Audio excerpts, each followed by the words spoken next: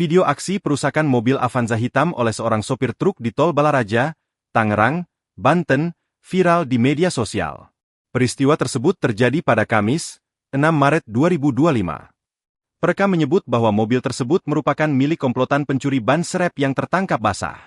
Para pelaku diduga kabur meninggalkan kendaraan setelah aksinya diketahui.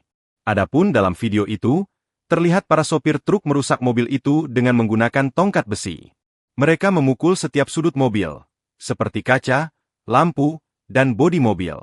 Lalu saat pintu bagasi mobil dibuka, terlihat satu ban besar yang biasa digunakan oleh mobil truk.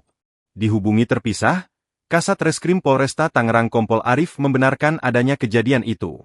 Ia mengatakan bahwa peristiwa tersebut terjadi di bahu jalan tol KM 35. Menurutnya, informasi awal diperoleh dari laporan masyarakat pengguna jalan tol yang kemudian dikonfirmasi ke Satuan Patroli Jalan Raya, PJR, Korlantas Polri. Sudah dilakukan pengecekan ke lokasi oleh petugas. Untuk unit kendaraan dan barang bukti sementara dievakuasi ke Induk PJT Ciujung, ujar Arif saat dikonfirmasi, Kamis. Saat ini, penyidik masih melakukan identifikasi terhadap pihak yang terlibat dalam dugaan tindak pidana ini. Adapun barang bukti berupa ban yang diduga hasil kejahatan telah diamankan polisi.